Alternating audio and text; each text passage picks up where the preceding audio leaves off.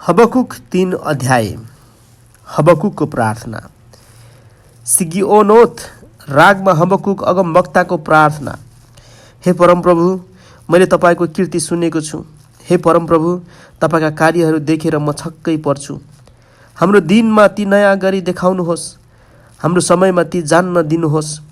क्रोधमा कृपा गर्नुहोस्। परमेश्वर तेमानबाट आउनुभयो, परम पवित्र पारान डाँडाबाट। उहाँको महिमाले स्वर्ग ढाक्यो र पृथ्वी उहाँको प्रशंसाले भरियो। उहाँको गौरव सूर्योदय झै थियो। उहाँको हातबाट किरणहरू चम्की निस्के जहाँ उहाँको शक्ति लुकेको थियो। उहाँको अघि रूढी फैलिँदै गयो। महामारी उहाँका पाइला पछि पछि लाग्यो। खडा भएर उहाँले पृथ्वीलाई हल्लाउनु भयो। उहाँले हेर्नुभयो र जाति जातिहरू थर थर कामे। सनातनका पर्वतहरू टुक्रा टुक्रा भए। ती पुराना डाँडाहरू मूर्छा खाएर लडे। उहाँका चाल अनन्त हुन्छन्।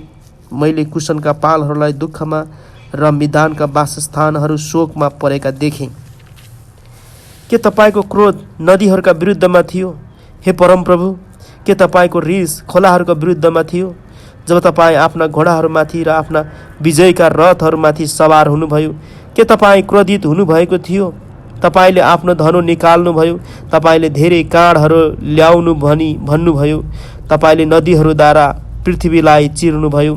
पर्वतहरू तपाईलाई देखेर मडारिए। मुसलधारे पानी छेउबाट बगेर गयो। समुद्र गर्ज्यो र आफ्ना छाल उठायो। तपाईका उडिरहेका काँडहरूको चमकले र तपाईको चम्कने भालाको चमकले गर्दा सूर्य र चन्द्र आकाशमा टक्क अडिए। क्रोधमा तपाईँ पृथ्वीमा हिँड्नुभयो। रिसमा तपाईले जाति जातिहरूलाई दाइँ गर्नुभयो। आफ्नो प्रजाको उद्धारको लागि आफ्नो अभिषिक्त जनलाई बचाउनका निम्ति तपाईँ निस्कनुभयो। दुष्टताका देशको नेतालाई तपाईले धुल्लो पिठो पार्नुभयो।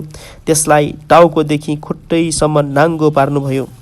जब लुकिरहेका दुखितहरूलाई निलौला भन्ने इच्छा लिएर त्यसका योद्धाहरू आँधी झै हामीलाई तित्तर बित्तर पार्नलाई आए, तब तपाईँले त्यसकै भालाले त्यसको शिर छेड्नुभयो। तपाईँले ठुला पानीहरूलाई मन्थन गर्दै समुद्रलाई आफ्ना घोडाहरूले कुल्चन्नुभयो। मैले सुने र मेरो मुटु काम्न लाग्यो। त्यो स्वर सुन्दा मेरा ओठ थर थर कामे। मेरा हड्डीहरू भित्रभित्रै मकिए र मेरा खुट्टाहरू कामे। तापनि हामीलाई आक्रमण गर्ने जातिमाथि आउने विपत्तिका दिनको निम्ति म धैर्य साथ पर्खिरहनेछु।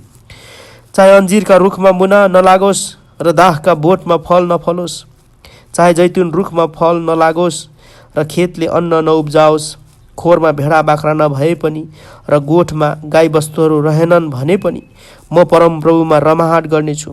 म मेरो उद्धार गर्नुहुने परमेश्वरमा रमाउनेछु। परमप्रभु परमेश्वर मेरो बल हुनुहुन्छ। उहाँले मेरा खुट्टा हरिणका खुट्टा झै पार्नुहुन्छ। उहाँले मलाई अग्ला अग्ला स्थानहरूमा जाने योग्यका तुल्याउनुहुन्छ। सङ्गीत निर्देशकको निम्ति मेरा तार बाधहरूमा बजाइने राग।